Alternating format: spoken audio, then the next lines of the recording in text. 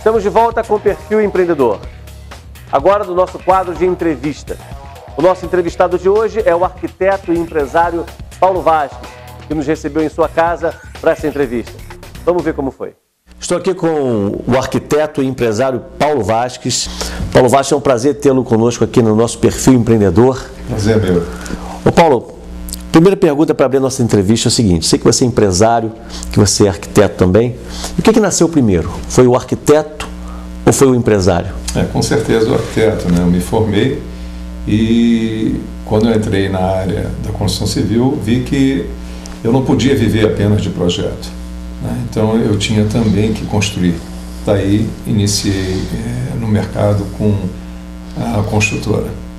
E você acha fundamental hoje que o profissional liberal, não só aquele que vai empreender num negócio como você que abriu uma empresa, mas o profissional liberal que opta em tocar o negócio dele como profissional liberal, é importante que ele tenha um perfil empreendedor, que ele trabalhe também com uma visão empreendedora? Mas sem dúvida, qualquer tipo de negócio que ele venha fazer, qualquer tipo de profissão, até mesmo um médico, ele tem que ter essa noção, tem que ter esse perfil. Você julga que isso te ajudou, esse lado empreendedor, esse lado empresarial, essa experiência empresarial, isso te ajudou também para administrar o teu negócio na arquitetura? Com certeza. E continuo ainda pesquisando, estudando, me aprimorando até hoje, porque a gente está sempre aprendendo, né? Agora mesmo estou pensando em fazer um MBA. Na área empresarial? Na área empresarial, gestão de projetos. Ah, ótimo. Legal. O teu negócio como empreendedor, como empresário, qual é? O meu negócio como empresário é construção civil. Nós temos uma construtora, nós fornecemos mão de obra para construção civil e eu, como profissional liberal, administro essas obras. Agora, no momento, a nossa empresa está se expandindo. Nós estamos trazendo para a empresa um novo segmento, que é o segmento do drywall e do steel frame. Explica para a gente como é que é isso. O drywall, você já está cansado de ver, são paredes de gesso acartonado e outros tipos de revestimento também, tendo como estrutura o aço. E o steel frame é uma coisa similar, mas as paredes não são paredes apenas divisórias, elas são portantes, elas são estruturais, elas sustentam uma laje, duas lajes, quer dizer, com o steel frame você pode fazer até 8 pavimentos. Não é muito comum, mas pode ser feito até 8 pavimentos. E qual a vantagem disso hoje? É preço? É agilidade? Eu acho que vantagens são muitas. A vantagem para quem vai consumir, né, para quem vai se utilizar dela, sem dúvida, o preço e o prazo. Né? O prazo é muito mais curto do que uma construção civil. Metade, você diria, talvez? Metade? Do tempo metade, de uma obra? Pelo menos metade do tempo de obra. Uma obra que demoraria 1 ano, poderia fazer em 6 meses? Ou até menos. Né? Agora, outras vantagens. É uma construção seca. É uma construção que não tem os resíduos que tem a construção civil convencional. Né? Você começa a gerar problemas não só para quem está construindo, mas também para a municipalidade. Quando você tem muito resíduo, você tem que colocar esse resíduo em algum lugar. Então, eles geralmente vão para os lixões. Você fala de entulhos. Isso, entulho de obra. Então, eles são descartados na maioria dos municípios em lixões. Poucos são os municípios que reciclam isso, né? Então, isso é um grande problema. Você tira, às vezes, de resíduo de uma obra da construção civil, mais de 20%. No steel frame, na construção seca, esse resíduo cai para fração. É mesmo. Então, nós não temos... Isso tem um apelo ecológico, também porque o aço ele é reciclável, o gesso acartonado também é reciclável, não é? E, além disso, você não se utiliza de produtos como o tijolo, por exemplo, que é queimado em fornos de carvão, etc. Então, existe um apelo ecológico muito grande aí também.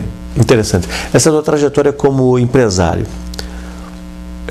Qual foi a tua experiência que você pode colocar como mais difícil que você atravessou como empresário, no desafio de empreendedor? Olha, onde a gente tem mais dificuldade, isso falando de Petrópolis, né, porque a minha vida profissional toda foi aqui, raras exceções, algumas obras que eu executei fora daqui, mas a grande maioria foi aqui. A grande dificuldade, principalmente depois dos anos 80, é a burocracia nos órgãos públicos, federais, municipais, estaduais, que dificultam muito, atrasam muito esse tipo de empreendimento. Então, o empresário que vem investir nesse mercado, que nós somos prestadores de serviço, nós somos empresários da construção civil, mas prestamos serviço para grandes empresas, para o particular, para tudo. Então, se o indivíduo pensa em criar um empreendimento aqui e passa por todo o sistema burocrático que existe hoje, dentro de todos os órgãos que ele precisa aprovar o seu projeto, ele desiste, porque chega a levar quase 2 anos. 2 anos? Chega a quase 2 anos, às vezes até mais, dependendo da coisa. Mas isso você fala a maioria chega a quase 2 anos. Particularmente em Petrópolis ou geral esse prazo? Existe esse tipo de coisa também em outras cidades, mas eu estou me referindo a Petrópolis. Você se formou, já veio direto para Petrópolis? Já chegou a trabalhar em outro lugar antes? Não, eu sou carioca, me considero petropolitano por opção, né? E vim para cá em 72 fazer um estágio com um grande amigo meu hoje, que é o Luiz Alexandre Bukovic Júnior, e fiquei com ele durante 2 anos, abri meu escritório e estou aqui. Eu vejo que esse mercado de arquitetura, a gente vê muitos movimentos, como o Casa Cor, Master Casa, isso tudo trouxe, né, uma proximidade do arquiteto. Muita gente não sabia o que o arquiteto fazia. Hoje você vê arquiteto sendo contratado para fazer uma pequena reforma numa loja, coisa que há muito tempo atrás era quase impossível, né? Isso ajudou, quer dizer, hoje é mais fácil ser arquiteto hoje do que há 20, 25 anos atrás? Hoje é um pouco mais fácil. A Casa Cor, a Master Casa e outros eventos dessa natureza, eles divulgam muito a arquitetura interior e a decoração, que são segmentos da arquitetura, na realidade. Mas a arquitetura como um todo é muito mais abrangente, né? Você projeta, constrói casas, cidades, hospitais, prédios, etc. Você tem um trabalho muito mais ligado ao ser humano até do que a engenharia, por exemplo, que é uma ciência exata. Então, ajudou a divulgar a arquitetura, não tenho dúvida disso. E abriu mercado. Mas uma parte do segmento. Certo. O que, na realidade, eu acho que melhorou foi a globalização. Foram as notícias vindas de outros lugares e com o respeito que existe ao arquiteto em outras cidades também, em outros países. E isso começou a haver uma divulgação maior da real função do arquiteto, que nós deixamos de ser, como éramos há 20, 30 anos atrás, simples assinador de planta, que é o que o povo entendia que era, que o desenhista tem que fazer o projeto, que o empreiteiro é que executava a obra e o arquiteto servia só para assinar a planta, o que não é uma verdade, mas era assim que o povo pensava. Hoje não, hoje nós estamos sendo bem mais respeitados como profissionais. Agora, e o arquiteto na cidade de Petrópolis, qual é a grande dificuldade do arquiteto hoje que vive e trabalha em Petrópolis? Olha, continua sendo isso mesmo, continua sendo uma aprovação de projeto na prefeitura, que tem uma morosidade muito grande para aprovar. Você chega a ter o processo parado às vezes por 30, 60 dias. Não tô falando nada demais, eu posso provar isso com processos meus, sem que caia em exigência, sem que tenha algum respaldo, simplesmente está parado, não é? Ou então fica aguardando uma reunião que só acontece uma vez por semana, leva 2 horas e dessas 2 horas só podem ser revistos 3 processos por vez.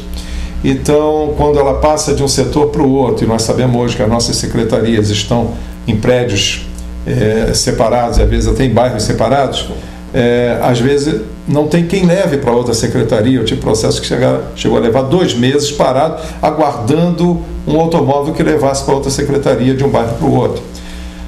Fora isso, nós temos problemas também de demora com processos em aprovação no IFAM, no INEPAC, na APA Petrópolis, que a Secretaria de Meio Ambiente aqui depende da anuência da APA Petrópolis. E tem processos que vão para lá e não voltam, ficam lá para ser. E essa anuência não vem, e a Secretaria de Meio Ambiente acaba tomando uma posição, mesmo que não haja essa anuência. Mas chega na licença definitiva, ela depende dessa anuência. Então acaba o processo demorando. Então, só para você ter uma ideia, você aprova um projeto, você tem 180 dias para retirar a licença. Você entra com um outro processo na Secretaria do Meio Ambiente, que depende dessa aprovação para que você obtenha a licença da Secretaria de Planejamento. Esse processo leva mais de 180 dias e não é aprovado. Esse aqui vai para o arquivo, porque ele esperou 180 dias. Só que a prefeitura é uma só. Então fica um pouco difícil. O prazo não bate. Isso não é uma novidade, não é uma coisa que começou a acontecer agora. Isso já está assim há muitos anos. Então é necessário que haja um interesse em se aprovar os projetos, não é? E fazer a cidade se desenvolver, porque afinal de contas ela só se desenvolve através disso, através de investimentos que vêm para cá. Mas se não interessa isso ao empreendedor, isso trava todo o setor, né, Paulo? Não é só o arquiteto, todo profissional envolvido nessa obra, ele fica sem trabalho, né? E todo o entorno, né? Quer dizer, todos os outros serviços que dependem dessa construção ficam travados. Você imagina o seguinte: você vende um móvel. Eu não vou trocar meus móveis todo dia, nem todo mês, nem todo ano.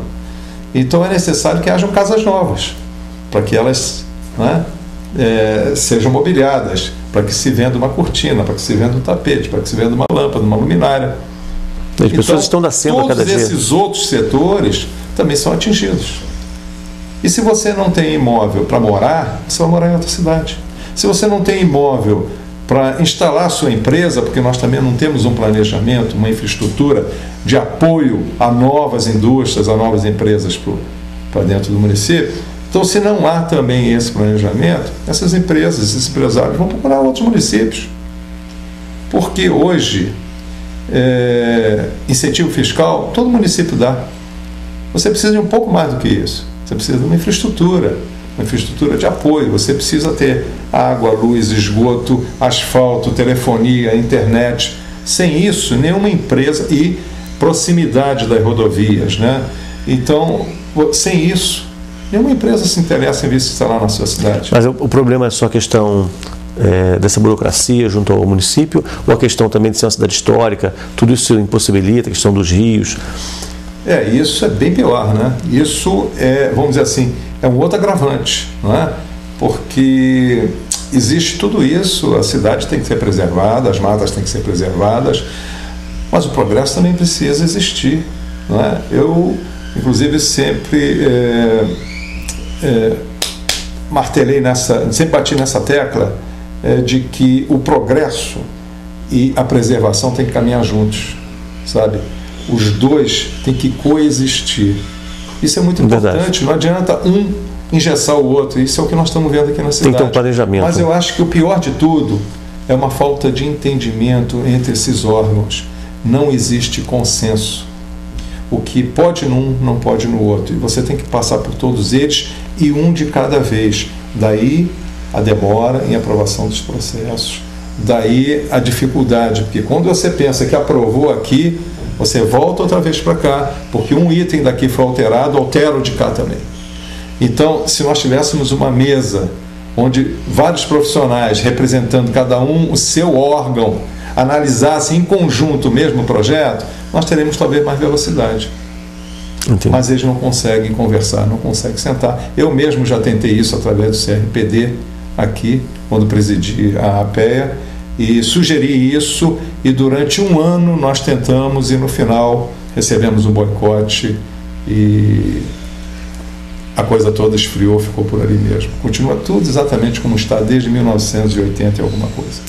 Então, o segmento que acaba crescendo muito fora da cidade, no país inteiro, o segmento, né, da construção aqui acaba... Não, você lê os jornais, você vai ver isso, né? A construção civil há 2 ou 3 anos gerou um boom no país inteiro, né? Crescimento absurdo. Um crescimento absurdo, né? Rio, São Paulo, nem dá para comparar, mas vamos pegando outras cidades pequenas, você vai ver que todas elas houve um desenvolvimento muito grande da construção civil. Em Petrópolis, se você pegar os últimos jornais dos 2 últimos anos, você só vê desemprego. E eu já vi entrevistas aí que eu achei até graça. Tem gente dando entrevista aí responsabilizando a crise mundial. Quer dizer, a crise mundial não atingiu o Brasil, mas Petrópolis atingiu na construção civil. Outros responsabilizam o governo, porque diz assim, não, porque com mudança de governo as obras param. É o único empregador que nós temos. E é verdade, pior que é verdade, né? É o único empregador que nós temos, né? Com exceção dos pequenos empregadores como eu, mas é o único empregador que tem. Então, se para as obras públicas, o índice de desemprego. Então, Petrópolis tem índice de desemprego na construção civil, sim. Mas, e aquele camarada... Em todos os níveis, né? Em todos os níveis. E aquele camarada que só sabe viver da construção civil? Aquele servente, aquele pedreiro, aquele armador que só sabe viver da construção civil, ele não sabe fazer outra coisa. Tem que sair da cidade. Então ele sai. Aí ele vai para o Rio de Janeiro, vai para Terrível, vai para Teresópolis, vai para outras cidades, passa lá a semana inteira, toma um cafezinho dele lá, compra o cigarrinho dele lá, faz o almoço dele lá, né? Vai no cinema de lá. Se bobear, ele traz uma comprinha de lá. No final de semana ele traz as compras de lá também. Ele compra uma roupinha lá também. Então, você acha que está atingindo só aqui? Não, está atingindo. É verdade. Todo o sistema, né? O comércio, entendi. A indústria, Petrópolis, tudo está sendo atingido. Entendi. A solução, então, seria o diálogo? Sem dúvida, sem dúvida. Muito bom, Paulo. E a questão da empresa, você falou que está abrindo também uma empresa nova aqui na cidade, né? Na realidade, a empresa já existe, que é Metro Quadrado. Né? Metro Quadrado? A Metro Quadrado já existe, é a nossa empresa construtora, mas ela está abrindo um novo segmento, que é esse segmento... Sim. E novo endereço também, né? E novo endereço, que vai ser... Ali na Paulino Afonso, eu ainda não tenho o número, nós acabamos de fechar o contrato agora, isso depois eu até te mando. Nós já vem para maio? Início de junho, a gente está com a loja funcionando lá. Ótimo. Os escritórios também. Início de junho. Vamos dar essa nota quando estiver inaugurando, com certeza, no Perfil Empreendedor. Paulo, foi um prazer. Obrigado. Tê-lo no nosso Perfil Empreendedor. Eu que agradeço. Fique conosco. Perfil Empreendedor volta já.